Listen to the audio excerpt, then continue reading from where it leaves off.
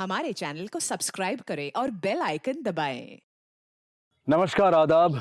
Crime petrol सतर्क के आज के इस एपिसोड में मैं अनूप सोनी आप सबका स्वागत करता हूं। 30 दिन 30 यूनिक केसेस की श्रृंखला में आज का ये केस सिर्फ एक आपराधिक घटना को बयां नहीं करता है, बल्कि एक समाज, एक सिस्टम के तौर पर हमारे इर्द गिर्द पनप रहे पाखंड को भी उजागर करता है। इस केस के कई पहलुओं पर विस्तृत रूप से जानकारी देने के लिए हमारे साथ हैं हमारे आज के मेहमान और जाने माने रिपोर्टर साहिल जोशी। नमस्कार, मैं हूं साहिल जोशी। क्राइम पेट्रोल सतर्क में आज फिर मैं लेकर आया हूं एक ऐसा अनदेखा अनसुना केस जो मुझे लगता है कि आपको देखना चाहिए। आज जिस अपराध की कहानी की मैं चर्चा करने जा रहा हूं, उस अपराध की जड़ें इस कहानी में नहीं मिलेंगी, बल्कि इस अपराध की जड़ें उस वायरस से जुड़ी है जो आज से नहीं बल्कि सदियों से हमारे अंदर और हमारे समाज के अंदर पल रहा है। आधुनिकता के इस दौर में पहुंचकर भी हम इस वायरस की वैक्सीन या इस वायरस का इलाज ढूंढ नहीं पा रहे हैं। आज की ये कहानी सिर्फ हमारे समाज पर नहीं तो हमारी कानून व्यवस्था पर भी एक तमाचा है। अरे जल्दी जल्दी चलो ना आप। अरे गुंजा समझा कर, हम ऐसी हालत में नहीं चल सकते तेज। देखो ना कितना अंधेरा हो गया है और ऊपर से आज हम लाठी लेके भी नहीं आए। अगर जंगली कुत्ते आ गए ना तो वो नोच डालेंगे हमें।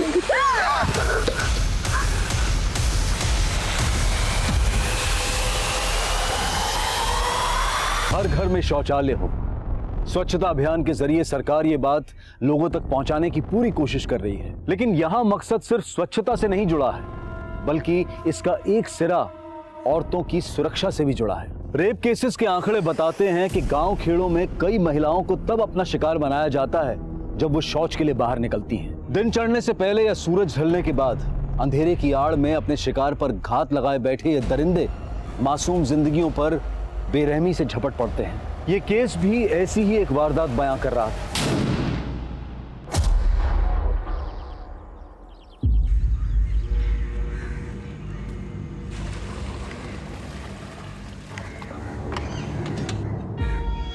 ए शंकर, उधर भी पॉइंट डाल, चल। D-5। गोपाल सर, हमारा जवाब सही है ना? बिल्कुल सही है गुंजा। कैलकुलेटर गलत हो सकता है लेकिन तुम नहीं। 10वीं कक्षा में हो और 12वीं के सवाल इतनी आसानी से हल कर देती हो। शाबाश बेटा। ये सर, हमारा जवाब सही है। रानी, जिस दिन तुम सही जवाब दे दोगी ना, उस दिन पूरे गांव में पेड़े बांटेंगे हम। क्या करें सर, सवाल ही इतना मुश्किल था। पता नहीं 12वीं कब हम पास करेंगे। 12। अरे सवाल का जवाब है 12। कुछ सीखो गुंजा से, समझी? और तुम्हारी सहेली कोमल क्यों नहीं आई आज? वो उसके पेट में दर्द है।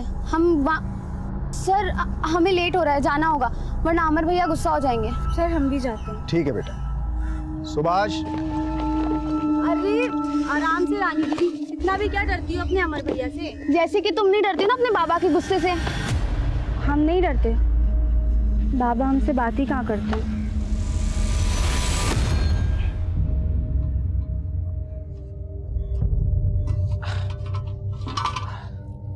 अरे ये नट फिर गिर गया आज, क्या करें इसका।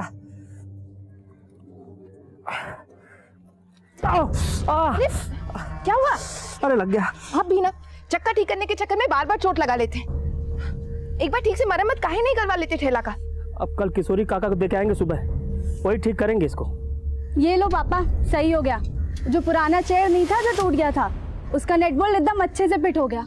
और पापा ये सारा सामान एक तरफ मत रखा करो, बराबर से रखा करो, तो ये चक्के पे ना ज्यादा बोझ भी नहीं पड़ेगा और नेट भी नहीं निकलेगा फिर तो। चलते हैं।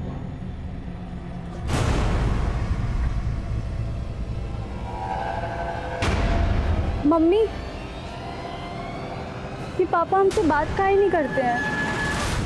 गुंजा बेटा, पापा तुम दोनों बहनों से बहुत प्यार करते हैं, बस जताते नहीं हैं। और आज आने में इतना लेट कैसे हो गया? वो हम गोपाल सर के पास गए थे अपना पेपर चेक कराने के लिए।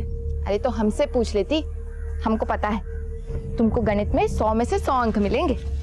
हाँ, तेरी कोमल दीदी का पता नहीं, वो बस फेल ना हो इतना ही बहुत। वैसे है कहाँ पे वो? अपने कमरे में पेट दबाए लेटी है सुबह से। कोमल दीदी, डरा दिया। अच्छा एक बात बताओ, ये किसी ने नया नुस्खा बताया क्या कि लिपस्टिक लगाने से पेट दर्द चला जाता है? चुप कर, और अम्मा को मत बोल देना। आज तक बताए हैं क्या कभी? लेकिन ऐसे पढ़ाई टालती रहोगी ना तो परीक्षा में अंडे मिलेंगे, जो भी उबले हुए। अब हमको तुम्हारी तरह पायलट तो बनना नहीं है कोई पढ़ लिख के।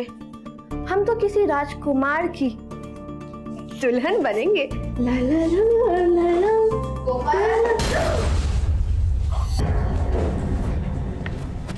अब तबीयत कैसा है तुम्हारा? मुंह तो देखो कैसा लाल हो पड़ा है। गुंजा, तुम हाथ मुंह धोकर खाना खा लो, हम पानी लेकर आते हैं। अरे नहीं माँ, हम ले आएंगे और रानी दीदी को भी साथ में लेके जाएंगे। हम भी चलेंगे। अरे तुम ठीक भी हो गई? आपके हाथ का काढ़ा पिए थे माँ, ठीक तो होना ही था। अब हम जाएंगे। कोमल, चलो गुंजा। पता है कोमल दीदी, गोपाल सर रानी दीदी से कह रहे थे कि अगर वो इस साल पास हो गई ना तो पूरे गांव में पेड़े बांटेंगे। चुप कर गुंजा, बहुत मारूंगी तुझे। ना ये पास होगी ना गोपाल से पेड़े बांटेंगे।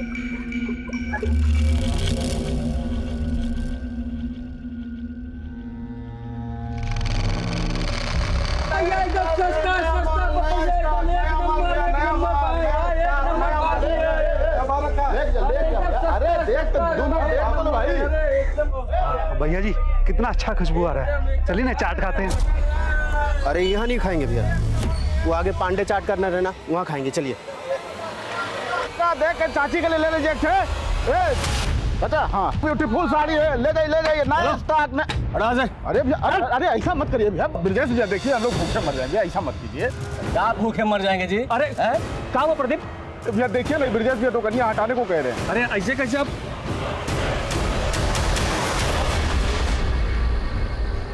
मोबाइल वाली बंद करो, पापा आ गए। अरे सारा छोला ऐसा का ऐसा है और बाकी सामान भी ऐसा का ऐसा है। आज बिल्कुल भी बिक्री नहीं हुआ क्या? आते सवाल शुरू कर दी ना। ये सब सामान उतार कर रखो और खाना लगाओ, हम हाथ मुंह धो के आते हैं। माँ, हमको खेत जाना पड़ेगा इस वक्त नहीं, कल सुबह चलेंगे। माँ, हमसे नहीं रुका जाएगा, हमको अब भी जाना पड़ेगा। आपको खाना परोसना है। माँ समझो, नहीं रुका जाएगा। आई माँ, हम चले जाते हैं दीदी के साथ। आप परेशान मत हो। ठीक है, लेकिन जल्दी आ जाना। हाँ। चल गुंजा।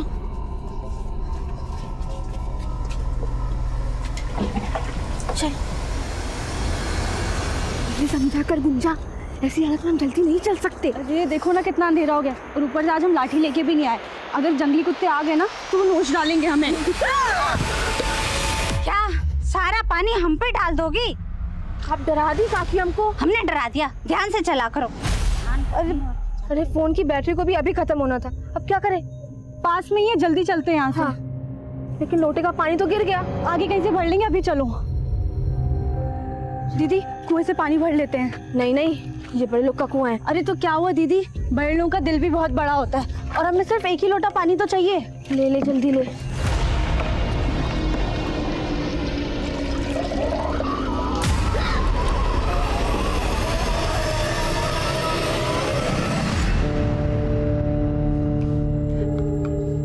सुनिए ना, उनका फोन बंद आ रहा है। हमारा जी बहुत घबरा रहा है, 1 घंटा हो गया।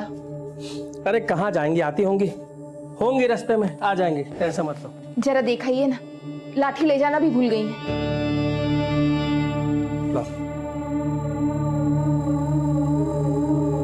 गुंजा, ए कोमल, ए भैया, गुंजा कोमल कहीं देखे हैं क्या?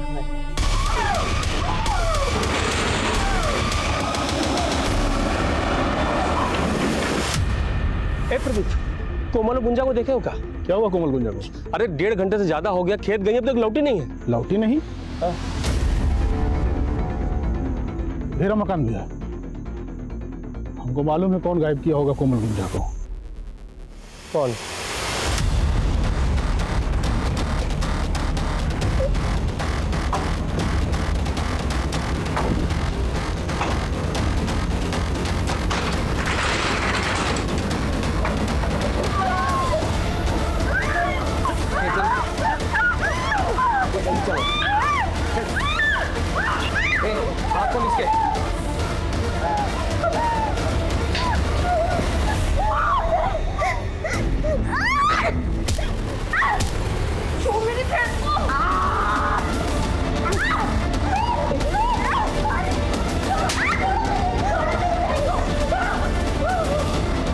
अभी तो हमने ठीक से पकड़ा भी नहीं है।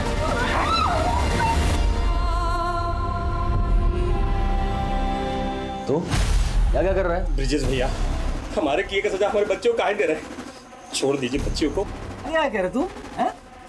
निकल! हाथ में ताड़ी पे क्या है का? अरे हम कहे अगवा कर तुम्हारी बेटी को? ऐसा मत बोलिए ब्रिजेश भैया, 2 घंटा हो गया, लड़कियां वापस नहीं आई। उनकी अम्मा का रो रो के बुरा हाल है भैया। बुरा हाल हो गया तो हम क्या करें? जाके ढूंढो, किसी के साथ भाग गई होंगी। तुम निकले तो कौन सा नया बात है ये सब? ब्रिजेश, मुंह संभाल के बात कर और सीधे सीधे कह रहे हैं हमारी बेटी को बाहर भेज। चल, नहीं बताएंगे। क्या कर लेगा?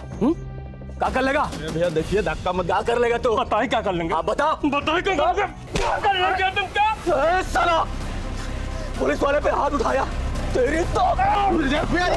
ठीक नहीं कर रहे आप, छोड़िए, हटिए।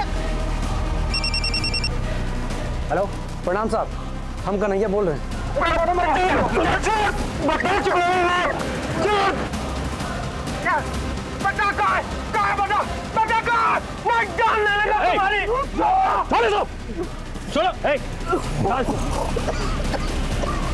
क्या रे, क्या गुंडा ये? एक पुलिस वाले के घर पे आके उसको पीटोगे? मतलब जानते हो इसका? इसने हमारी बेटी को अगवा किया साहब, अंदर छुपा के रखे साहब, पूछो इसको। एक मिनट, अभी हम दूध का दूध, पानी का पानी कर देंगे। अंदर जाके चेक करो कौन लड़की है। जो भी अंदर हो उसको बाहर लेके आओ।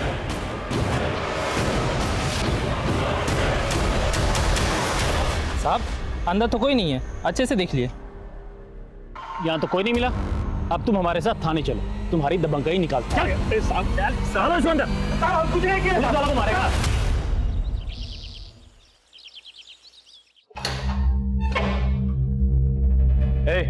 बाहर निकल। आज के बाद अगर किसी पुलिस वालों को छुआ ना तो याद रखना, जिंदगी भर के लिए अंदर चढ़ा देंगे। कोमल और गुंजा आई का?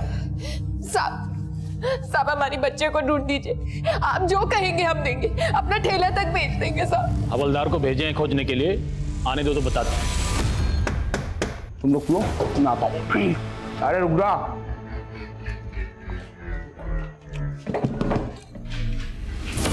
अरे आपने तो बड़ा टाइम लगा दिया, आपका थोड़ा बासी हो रहा है।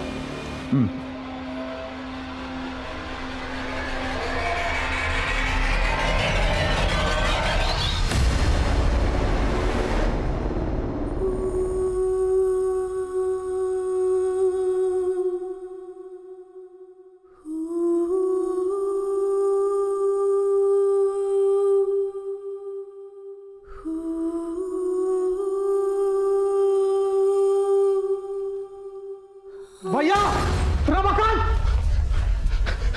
वो पेड़ के पास गुंजा और कोमल, चलिए।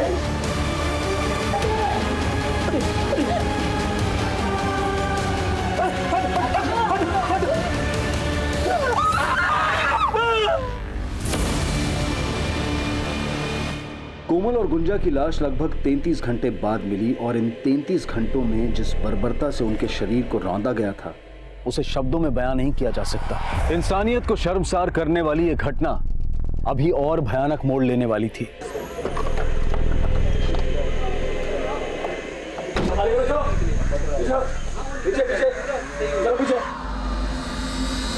ब्रिजेश, उतरवाओ लाश। साहब हमारी बेटी आत्महत्या नहीं कर सकती है साहब। पोस्टमार्टम में सब पता चल जाएगा। हाँ, आराम से। जब तक हमारा बेटे को इंसाफ नहीं मिलता साहब, हम लाश नहीं उतारने देंगे। कैसा बेवकूफ वाला बात कर रहे हो? अरे लाश को उतारेंगे, पोस्टमार्टम कराएंगे, रिपोर्ट मंगाएंगे, तब ना इंसाफ दिलाएंगे।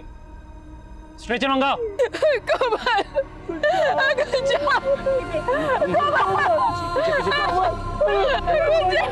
उठाओ लाश को, डालो एम्बुलेंस में। हम नहीं जाने देंगे। चलो, हम नहीं जाने देंगे।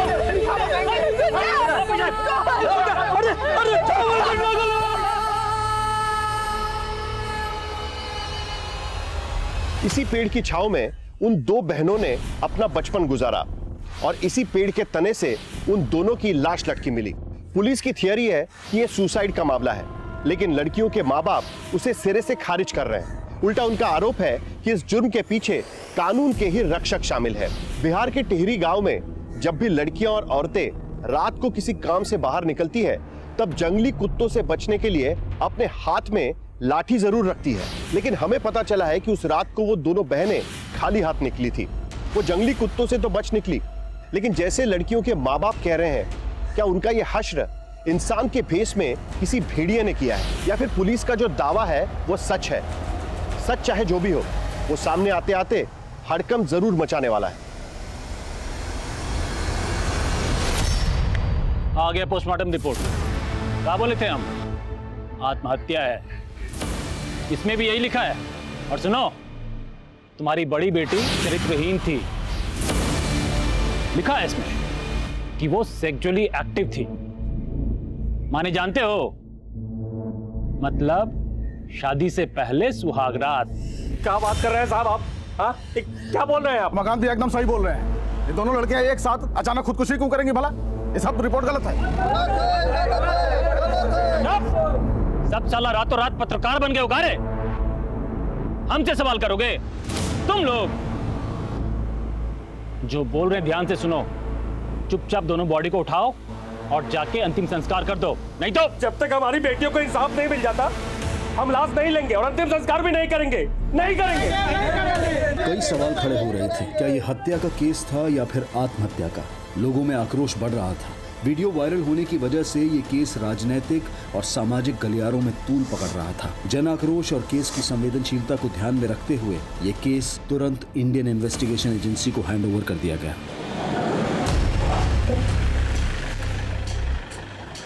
Sir, sub inspector Dinkar. इस केस से रिलेटेड जितने भी पेपर हैं टेबल पे चाहिए मुझे 5 मिनट में। सर,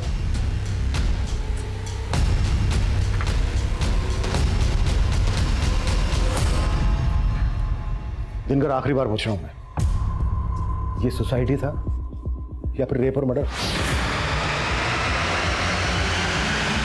सर 100% सुसाइड है। देखिए ना, पोस्टमार्टम रिपोर्ट में भी तो ये लिखा है। एक बात बताओ दिनकर मुझे, अगर ये सोसाइटी है तो फिर कोमल और गुंजा के कपड़ों पर खून क्यों लगा था? सर, खून के धब्बे इसलिए थे क्योंकि दोनों विक्टिम्स का महीना चल रहा था। दोनों बहनों का एक साथ? Are you sure doctor? जी बिल्कुल। रमाकांत, संभालो।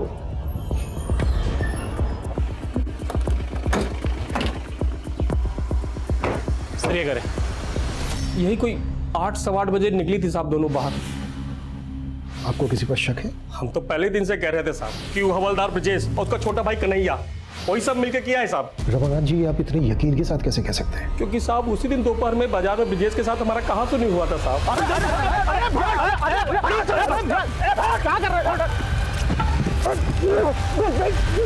साहब, उसी शाम को जब हम घर आ रहे थे तभी सुने थे दोनों भाइयों को बात करते हुए। नहीं भैया, हम रमाकांत को छोड़ेंगे नहीं। देख रहे थे ना, बहुत बड़का नेता बन रहा है। अरे काहे का नेता रे? 2 मिनट नहीं लगे, पूरा परिवार गायब कर देंगे उसका। फिर मालूम चला कि कोमल और गुंजा गायब है। इसीलिए साहब हम यकीन से कह सकते हो दोनों भाई मिलकर किया सब।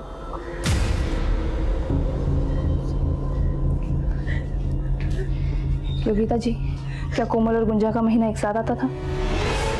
क्या बात कर रहे हैं साहब? तहकीकात और सच को सामने लाने के लिए हमारा जानना बहुत जरूरी है।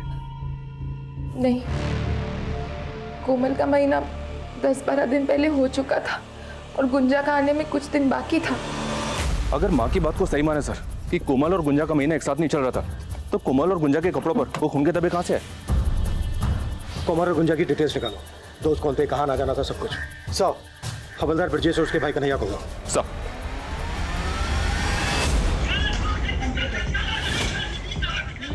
हाँ साहब जी, वो उस दिन मार्केट में हमारा झगड़ा तो हुआ था रमाकांत के साथ, और वो तुमने उसके परिवार को 2 मिनट में गायब करने की बात भी की थी। साहब, हम कोई गुंडा बदमाश तो है नहीं जो किसी का परिवार 2 मिनट में गायब कर देंगे। मतलब तुम पे जो आरोप लग रहे हैं ये सब के सब बेबुनियाद है? हाँ साहब, सब झूठ है, हमने कुछ नहीं किया है। लेकिन वो बड़ी वाली है ना साहब, उसका तो अफेयर था किसी के साथ। साहब, पोस्टमार्टम रिपोर्ट में साफ साफ लिखा है ना कि वो सेक्सुअली एक्टिव थी। नहीं सर, हम कोमल और गुंजा को तो जानते तक नहीं थे। तो फिर बार बार तेरा नाम क्यों आ रहा है बीच में? सर, ब्रजेश भैया के साथ उन लोगों की लड़ाई थी। हो सकता है उनके साथ वो लोग हमें ही फंसाना चाह रहे हो। सर, हम तो विद्यार्थी हैं। ये कन्हैया और इसका बड़ा भाई हवलदार ब्रजेश, दोनों पे नजर रखो। सब।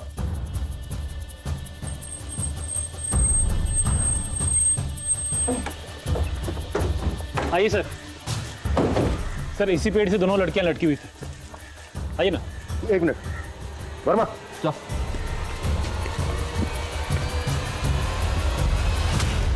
हाइट बहुत ज्यादा है। क्राइम सीन से ना तो कोई स्टूल मिला है ना ही कोई कुर्सी। इतनी हाइट पर जाकर फांसी का फंदा बनाना प्रैक्टिकली मुमकिन नहीं है। Right sir. और गौर करने वाली बात ये भी है सर कि अगर इन दोनों को सुसाइड करना था तो यहीं पे आके सुसाइड क्यों किया? बात ही। हाँ बोलो। सर गांव में पता किया, रमाकांत का रवैया अपने बेटियों के खिलाफ अच्छा नहीं था। उसे बेटे की बड़ी चाह थी और जब कोमल के बाद गुंजा पैदा हुई तो काफ़ी निराश था। बेटियों से सीधे मुंह बात भी नहीं करता था। हमें कोई बात नहीं करना है और ये ट्यूशन में पैसा खर्चा करने के लिए नहीं है हमारे पास। स्कूल में पढ़ती हो ना तो पढ़ो, वरना छोड़ दो। वैसे भी कोई खास उम्मीद नहीं है तुमसे। वैसे तो अभी तक हम ये मानकर चल रहे हैं कि सुसाइड नहीं मर्डर है, पर ये भी तो हो सकता है कि सर यही पारिवारिक वजह हो दोनों के सुसाइड करने की। नहीं वर्मा, ये सुसाइड तो नहीं लगता। आई एम श्योर ये मर्डर ही है। हाँ, ये हो सकता है कि ब्रजेश और उसके छोटे भाई कन्हैया ने इस कांड को अंजाम दिया। ब्रजेश एक पुलिस वाला है, सबूत मिटाना उसके लिए मुश्किल तो रहा नहीं होगा। कितने ही केसेस में उसने देखा होगा कि सबूत किस तरह। हमारा नाम हरी सिंह है साहब। ये दीवार के पीछे का सारा जमीन और इधर वाला पूरा जमीन वहां तक हमारा ही है साहब। और इस कुएं से हम लोग सिंचाई करते हैं। हरी सिंह जी, आप कोमल और गुंजा को जानते थे? हाँ, गांव के बच्चे हैं साहब। वो यहीं गोपाल मास्टर साहब के पास ट्यूशन पढ़ने आते हैं साहब। अच्छा, जिस दिन दोनों लड़कियों की लाशें मिली थी उस दिन किसी और को देखा था यहाँ पर? नहीं साहब, हमने तो किसी को नहीं देखा। लेकिन हाँ साहब, वो गोपाल मास्टर साहब ने सबसे पहले उन लाशों को देखा था। सर गुंजा और कोमल दोनों अच्छी लड़कियां थी। गुंजा तो पढ़ाई में बहुत तेज थी और गणित में उसके जैसी तेज लड़की मैंने आज तक नहीं देखी। बिल्कुल सही है गुंजा, कैलकुलेटर गलत हो सकता है लेकिन तुम नहीं। क्या क्लास में कोई ऐसा लड़का था जिसकी कोमल या गुंजा से अच्छी खासी दोस्ती हो? सर ऐसा मेरे ध्यान में तो कोई भी नहीं है। हाँ, मैंने गुंजा को सर एक दो बार एक लड़के के साथ देखा। क्या वो लड़का कन्हैया था? नहीं सर, वो कन्हैया नहीं था। उसे तो मैं जानता हूँ, ये कोई और था और मुझे इसका नाम नहीं मालूम। मास्टर जी, कोमल और गुंजा की लाश सबसे पहले आपने देखी थी, तब टाइम क्या हुआ था? सर सुबह के तकरीबन 5:30 बजे थे और मैं उस रात को अपने घर पे नहीं था। मैं अपने मामा के घर गया था और अगले दिन तकरीबन उसी समय मैं अपने मामा के घर से वापस लौटा। तभी मैंने दोनों लड़कियों की लाश देखी और फिर सर मैंने तुरंत सबको सूचित किया। कोमल और गुंजा की लाश के पास आपने किसी और को भी देखा था? हो सकता है कोई यूं ही वहां से गुजर रहा हो या कोई ऐसी चीज जो आपको थोड़ी अजीब लगी हो। नहीं सर। हेलो। अरे फिक्र मत करो आप, देखो पूछताछ तो होगी ही। हमारा कोई भी कुछ बिगाड़ नहीं पाएगा, समझे? चलो रखता हूं मैं। कन्हैया। हाँ सर। तुम यहीं पढ़ते हो? हाँ। क्या इत्तेफाक है, कोमल की खास सहेली रानी भी यहीं पढ़ती है। जानते ही होगे।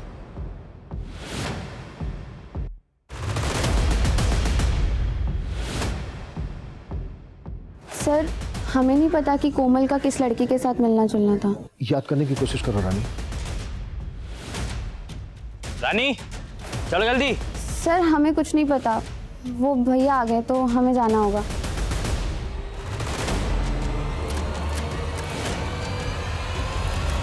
ऐसा लग रहा है जैसे रानी कुछ छिपा रही है हमसे, और इस कन्हैया का भी इस केस से कुछ ना कुछ लेना देना तो है।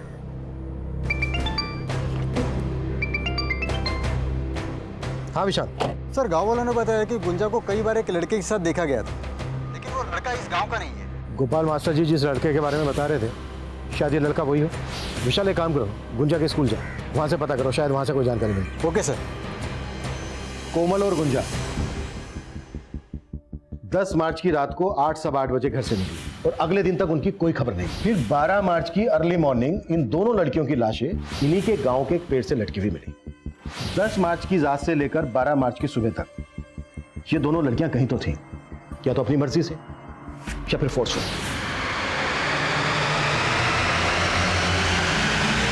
लगभग 33 घंटे ये लड़कियां जिस लोकेशन पे थी, हमें उस लोकेशन का पता लगाना है। अगर हमने इस लोकेशन का पता लगा लिया तो केस अपने आप सॉल्व हो जाएगा।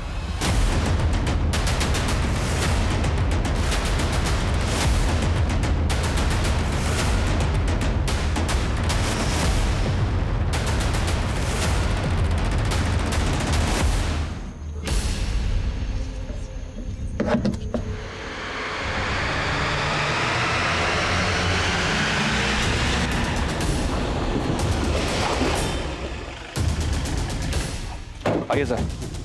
सर ये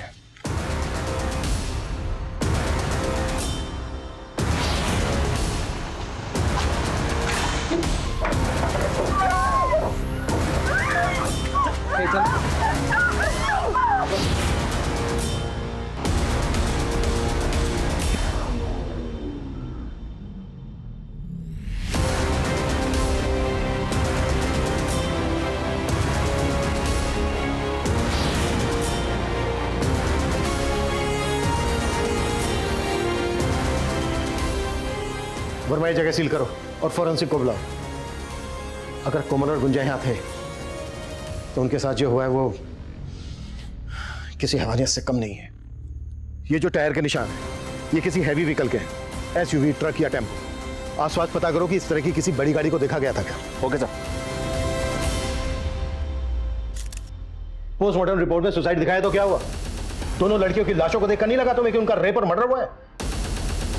हम तो वो क्या वो किसे बचाने की कोशिश कर रहे हो? हवलदार ब्रजेश और उसके छोटे भाई कन्हैया को? नहीं सर, हम किसी को नहीं बचा रहे।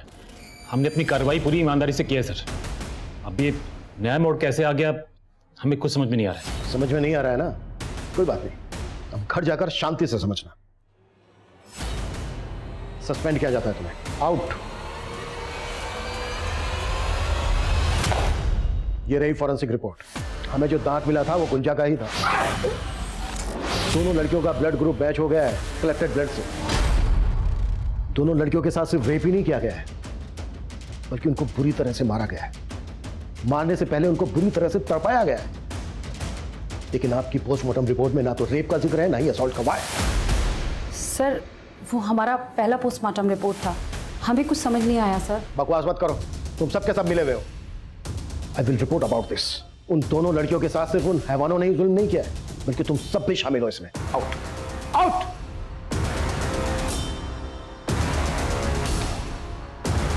हमें कोमल और गुंजा का दोबारा से पोस्टमार्टम करवाना होगा। बॉडीज को पटना भेज दो। सर टीचर गोपाल ने गुंजा को जिस लड़के के साथ देखा था उसका पता चल गया। मोहित नाम है उसका, गुंजा के स्कूल का ही। जी सर, गुंजा को हम जानते थे। हमारी दोस्ती भी एक एक्सीडेंट ही थी। हम उससे 2 क्लास सीनियर थे सर, फिर भी वो हमें मैथ्स पढ़ाती थी। बहुत होनहार थी। तू पसंद करता था गुंजा को? जी सर, पर एज अ फ्रेंड। मेरे कहने का मतलब है हम उसे लाइक करते थे लेकिन दिल की बात कभी उसे बता नहीं पाए। तो 10 मार्च को जिस दिन गुंजा मिसिंग हुई तुझे नहीं पता वो कहाँ गई थी? नहीं सर, हमें तो अगले दिन जब गांव में बात फैली तब भी पता चला। चल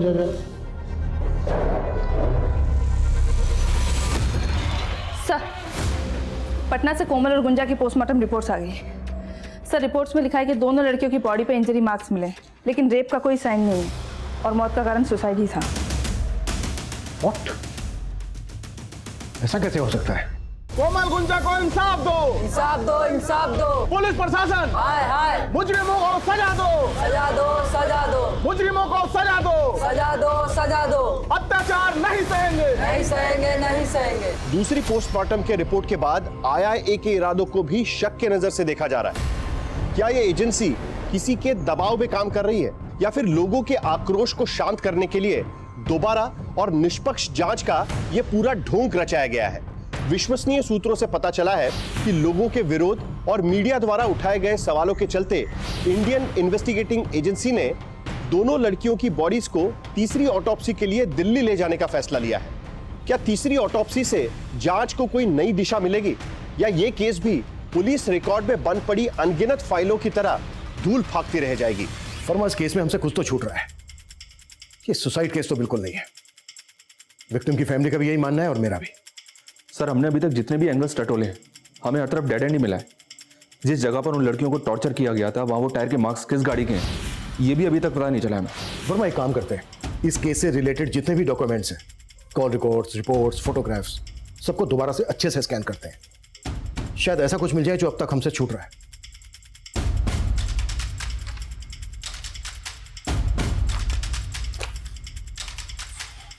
वर्मा सर, चाय हुआ यार। जी सर। पांडे,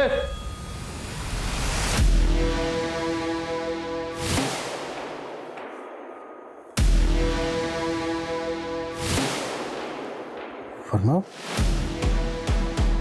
ये इतना बड़ा क्लू हमसे कैसे छूट गया? कौन सा clue sir? Mobile phone. Sir हम अपनी खोई हुई वर्दी की कसम खा के कह रहे हैं, हमें क्राइम सीन से कोई मोबाइल फोन नहीं मिला था। लेकिन हाँ, हम जब वहाँ पहुँचे उससे पहले बहुत सारे गांव वाले इकट्ठा हो गए थे। हो सकता है उनमें से कोई।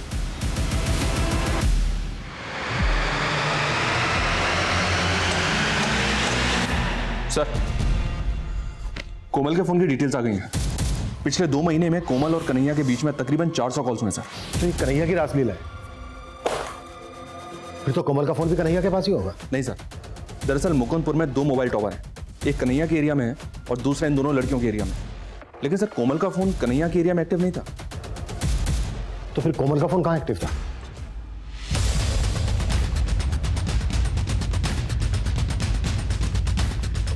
क्या हुआ साहब? अरे साहब, पूरा घर ध्यान मारो, कोई भी बना छूटना नहीं चाहिए। हर जगह चेक करो। अरे क्या कर रहे हैं आप लोग? अरे रुकिए साहब, ये क्या कर रहे हैं साहब?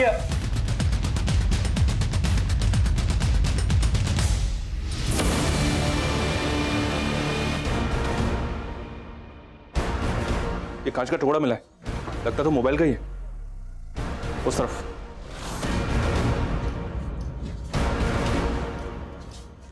वर्मा सर, बाहर चेक करो।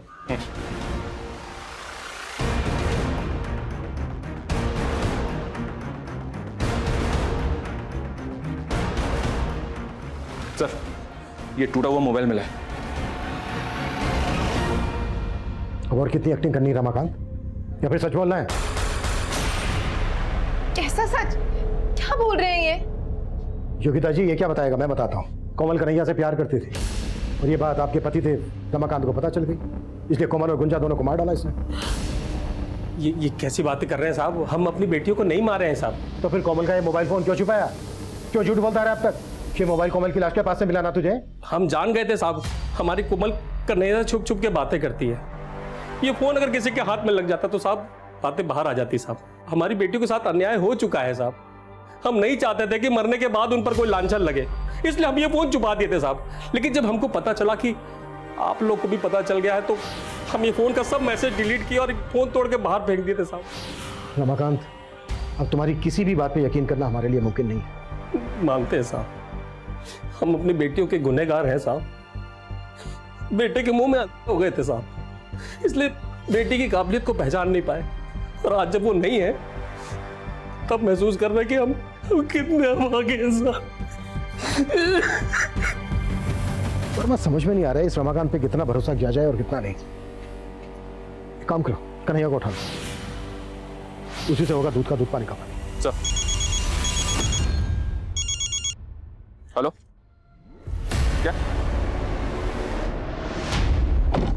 क्या हुआ वर्मा? दिल्ली से पोस्टमार्टम रिपोर्ट आ गई सर। कोमल और गुंजा का रेप हुआ था, वो भी कई बार। दोनों के साथ मारपीट भी की गई थी।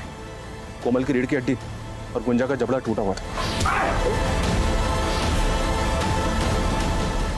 हाँ सर, हम कोमल को चाहते थे, लेकिन 2 महीने पहले गुंजा ने हमको देख लिया था। सर, गुंजा की उसकी बहन के साथ अच्छी बनती थी, इसलिए उसने किसी को बताया नहीं। लेकिन फिर हमारा कोमल से झगड़ा हो गया और उसने हमारा फ़ोन उठाना बंद कर दिया। फिर हमने कोमल की बेस्ट फ्रेंड रानी की मदद ली, उसे एक सॉरी कार्ड और एक फूल दिया कि वो कोमल को दे दे। सच्चाई अब मैं बताता हूं तुझे। तू कोमल के पीछे पड़ा था, उसने घास नहीं डाली तुझे, तेरी ईगो को ठेस पहुंची, इसलिए तूने कोमल और गुंजा को किडनैप किया, उनका रेप किया और उसके बाद मार डाला। और इस सब में तेरे भाई कांस्टेबल ब्रिजेश ने तेरा साथ दिया। यही सच्चाई है ना? नहीं सर, ये सच नहीं है सर। हम कोमल को प्यार करते थे, लेकिन जब उसकी लाश मिली तो हम एकदम डर गए थे। नहीं सर, कन्हैया को बहुत तोड़ा, लेकिन वो टस से मस नहीं हो रहा। हो सकता है सर सच बोल रहा हूँ। तो क्या रमाकांत झूठ बोल रहा है? अगर रमाकांत उनको मरवाता तो कम से कम अपनी बेटी का रेप तो नहीं करता। तो फिर कोई ऐसा होगा जो ब्रजेश और रमाकांत के बीच झगड़े को अच्छी तरह से जानता है और उस झगड़े का फायदा उठा रहा है। प्रदीप साहब, हम सच कह रहे हैं साहब, हमने ब्रजेश और कन्हैया को बात करते सुना था। ठीक है, मान लिया। अब ये बता, जब ये दोनों ये बात कर रहे थे कितनी दूर थे तेरे से? ज्यादा दूर नहीं थे साहब। हम ब्रजेश और कन्हैया के मोबाइल फोन की लोकेशन निकलवाएंगे। अगर उन दोनों के मोबाइल फोन की लोकेशन तेरे घर के आसपास निकली तो ठीक है, और अगर नहीं निकली तो फिर बैठा कर नहीं, उल्टा लटका कर तेरे से सच निकलवाएंगे। साहब उस दिन दोपहर को साहब रमाकांत भैया और ब्रिजेश का झगड़ा हुआ था साहब। तो कन्हैया जो है हमारे इलाके में घूमता रहता है हमेशा। हमको जब ये बात पता चला तो हमको लगा कि वही दोनों होंगे साहब। मतलब उन दोनों को तूने ये बात करते हुए नहीं सुना था? नहीं साहब। तू अपना बदला लेने के लिए ब्रिजेश को इस केस में फंसा रहा था ना, क्योंकि वो तेरी दुकान हटवा रहा था।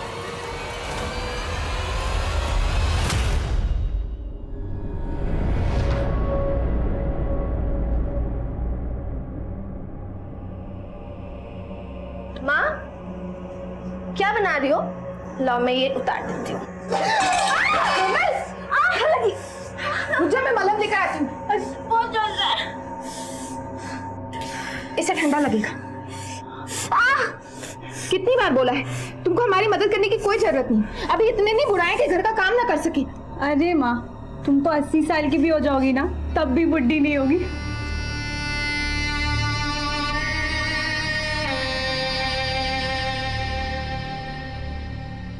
माँ ये दुपट्टा कैसा लग रहा है हम पे?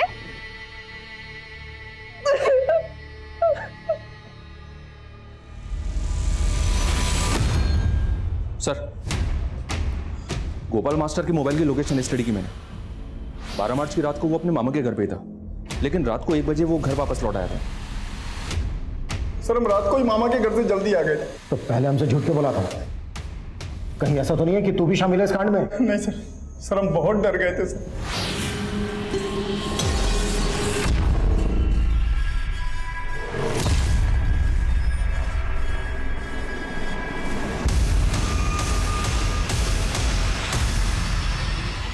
इतनी बड़ी बात पुलिस से क्यों छुपाई?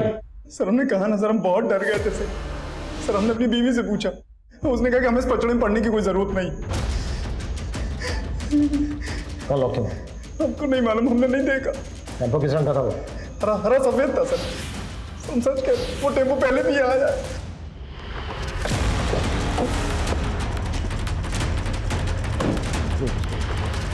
सर इस लिस्ट में गांव के ऐसे 50 लोगों के नाम हैं जो अक्सर टेम्पो हायर करते हैं। उनमें से 4 या 5 लोग ऐसे हैं जो ज्यादातर हरे और सफेद रंग का टेम्पो हायर करते हैं। इन सबको उठाना, बैकग्राउंड चेक करो इनकी, और पता करो कि 10 मार्च से लेकर 12 मार्च के बीच ये कहाँ है। Okay sir.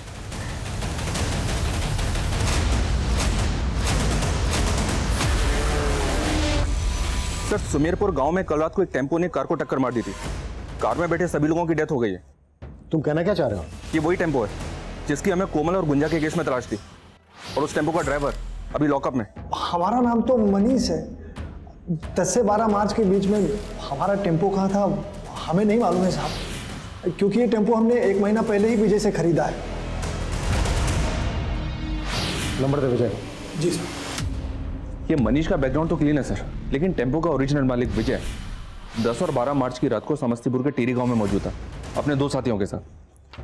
ये देखिए सर, राहुल और सुनील। और उस घटना के कुछ दिनों के बाद इन तीनों ने ये गांव छोड़ दिया था।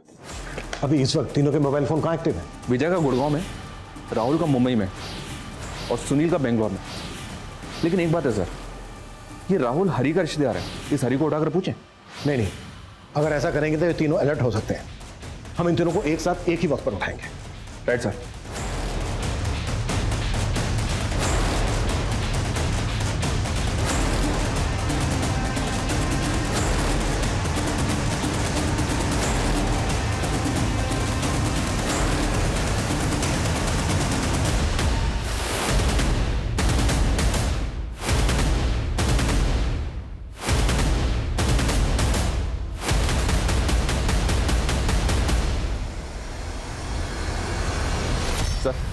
सब टारगेट कंफर्म हो गए, उठा लें?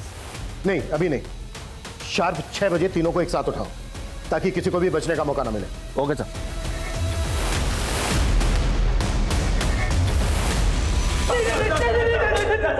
वर्मा, रोना तो अब तुम लोगों को जिंदगी भर है। चलो हो जाओ शुरू। बोलो क्यों क्या ये सब? बोलो। सर वो उस रात को सर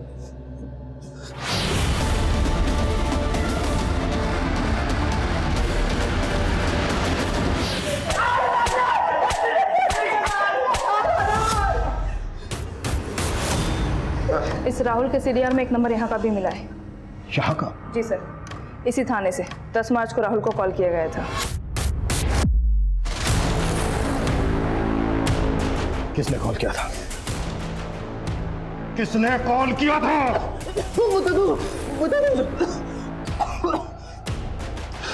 सर जिस रात को हम लोग टेम्पो लेकर जा रहे थे उस रात को दरोगा साहब ने हमें रोका था। जी हाँ सर, 10 मार्च की रात को हमने उन तीनों लड़कों का टेम्पो चेक किया था। हाँ जी साहब।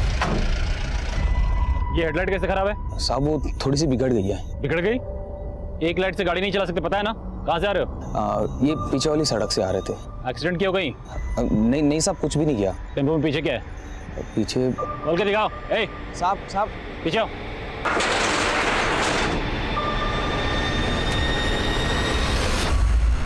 तुमने उन दोनों लड़कियों को उस टेम्पो में देखा था, फिर भी वो टेम्पो जाने दिया क्यों? क्यों? गुंजा को हम उसकी औकात दिखाना चाहते थे। हमारे भतीजे के पीछे पड़ी थी वो। तुम्हारा भतीजा? मोहित भतीजा हमारा। वो उसको फंसा रही थी सर। औकात से बढ़ के सपने देख रही थी वो लड़की। उसके समाज के लोग हमारे घर के सामने से गुजरते नहीं है। और वो गुंजा? सर दरोगा बाबू के साथ हमारी डील हो गई थी कि वो हमें छोड़ेंगे, बदले में हम उनको लड़कियां परोसेंगे। लेकिन हमने लड़कियों का रेप नहीं किया। सुन, इनके लोगों ने पूरा गांव से उठा रखा है। बेहतर होगा तुम लोग निकलो अभी क्या अभी। चलो। अरे लेकिन इन लड़कियों का क्या करें? उड़ने का शौक है ना इनको, हवा में लटकाते हैं। तो पोस्टमार्टम रिपोर्ट भी तो नहीं बदलाई थी ना? जी सर, पटना हॉस्पिटल में हमारा आदमी है, हमने उसी को बोल के रिपोर्ट्स बदलवाए। ऐसी भी क्या दुश्मनी थी तुम लोगों की उन दोनों लड़कियों से जो पहले उनका रेप किया और उसके बाद इतनी बेरहमी से मार डाला दोनों को? ये हट, पूरा पानी अशुद्ध कर दिया। तुम लोगों को बात समझ में नहीं आती क्या? लातों के भूत बातों से नहीं मानते। चलो आज इनको तबियत से सिखाते हैं। ए विजय, इनको पकड़ टेम्पो में डाल। एक लोटा पानी? अरे एक लोटा पानी तो तुम लोग कुल्ला करके फेंक देते हो। सिर्फ एक लोटा पानी के लिए तुमने दो लड़कियों का रेप किया, उन्हें इतनी बेरहमी बेदर्दी से मार डाला। इतना कुट्टो कि इनकी चीखें मुझे मेरे केबिन में सुनाई देनी चाहिए। बतौर पत्रकार हमारे सामने कई केसेस आते हैं, लेकिन कुछ केसेस ऐसे होते हैं जिनकी हकीकत निश्शब्द कर देती है। नेशनल क्राइम ब्यूरो में महिलाओं के खिलाफ बढ़ते अपराध के आंकड़े महज आपराधिक आंकड़े नहीं है, बल्कि हमारे देश में महिलाओं की परिस्थिति और महिलाओं के प्रति हमारी सामाजिक सोच की घिनौनी तस्वीर पेश करते हैं। और तो और किसी खास तबके के लोगों के शोषण की मंशा से उनकी बहू बेटियों को यूं निशाना बनाना हमारे समाज की रूह में बसे उस वायरस को दर्शाता है जिसका इलाज किसी भी लैबोरेटरी में मिलना नामुमकिन है। इस वायरस की दवा हमारे भीतर है। जब तक हम हमारी मानसिकता नहीं बदलेंगे तब तक ये वायरस विकराल रूप लेता रहेगा। इस केस के सारे आरोपी इस वक्त न्यायिक हिरासत में हैं। गुंजा और कोमल के माता पिता को कानून यकीनन न्याय दिलवाएगा, लेकिन क्या कोई भी कानून उनके दुख को कम कर सकता है? जाति भेद, महिला उत्पीड़न और कानून व्यवस्था में मौजूद कमियां, ये केस समाज में फैली इन सारी स्थितियों को उजागर करता है। औरतों के खिलाफ हो रहे अपराध हमारे समाज पर लगा एक कलंक है। एक समाज तभी प्रगति कर सकता है जब उस समाज में रहने वाली हर महिला को सम्मान और बराबरी का मौका मिले। अब मैं अनूप सोनी आपसे विदा लेता हूं। फिर मुलाकात होगी क्राइम पेट्रोल सतर्क में एक और नए केस के साथ और उस पर हमारे एक्सपर्ट के विश्लेषण के साथ। तब तक अपना और अपने परिवार का ख्याल रखें, सतर्क रहें, सुरक्षित रहें और देखते रहें क्राइम पेट्रोल सतर्क। जय Hind. For more updates, subscribe to our channel, click the show links and enjoy watching the videos.